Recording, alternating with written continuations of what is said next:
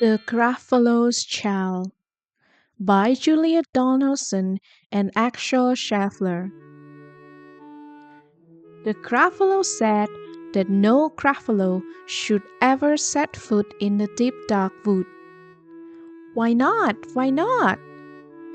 Because if you do, the big bad mouse will be after you. I met him once, said the Gruffalo. I met him a long, long time ago. What does he look like? Tell us, Dad. Is he terribly big and terribly bad? I can't quite remember, the Gruffalo said.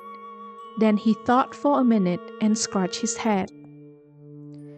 The big bad mouse is terribly strong, and his scaly tail is terribly long. His eyes are like pools of terrible fire, and his terrible whiskers are tougher than wires. One snowy night, when the Gruffalo snored, the Gruffalo's child was feeling bored.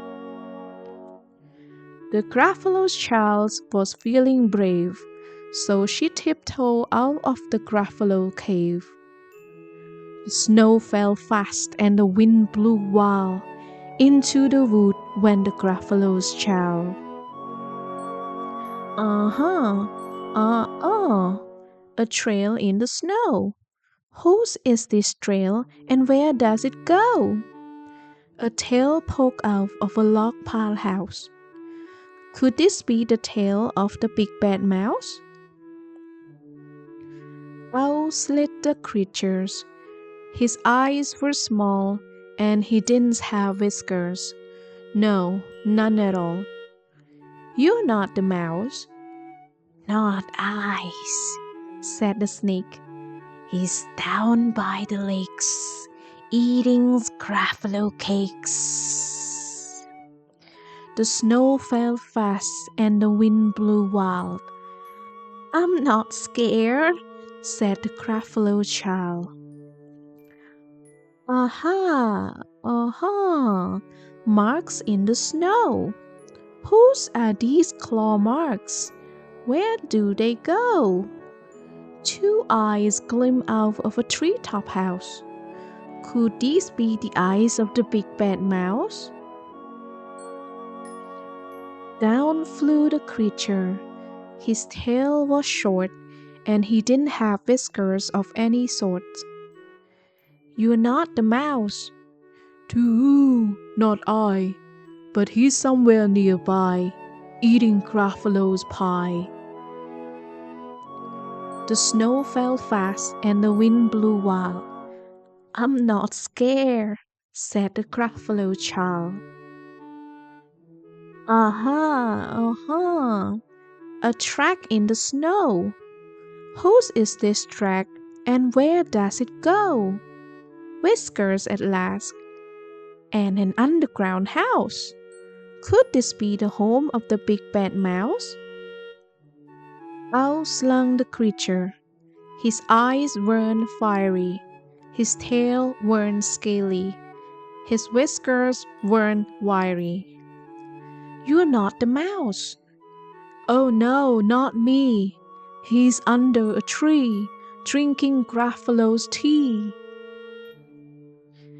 It's all a trick, said the Gruffalo's child, as she sat on the stump where the snow lay piled.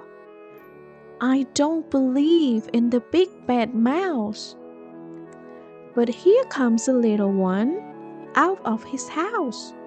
Not big, not bad, but a mouse at least. You'll taste good as a midnight feast. Wait, said the mouse. Before you eat, there's a friend of mine that you ought to meet.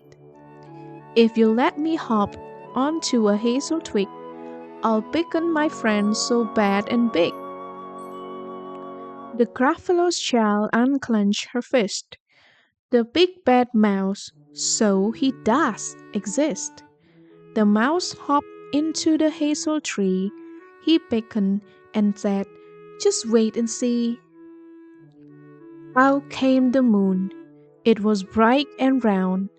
A terrible shadow fell onto the ground. Who is this creature, so big, bad, and strong? His tail and his whiskers are terribly long. His ears are enormous, and over his shoulder he carries a nut as big as a boulder. The big bad mouse, yelled the Gruffalo's child. The mouse jumped down from the twig and smiled. Aha, aha, prints in the snow. Whose are these footprints? Where do they go? The footprints led to the Gruffalo's cave, where the Gruffalo's child was a bit less brave. The Gruffalo's child was a bit less bored. And the Gruffalo snored and snored and snored. I hope you enjoyed the story. See you next time. Bye bye.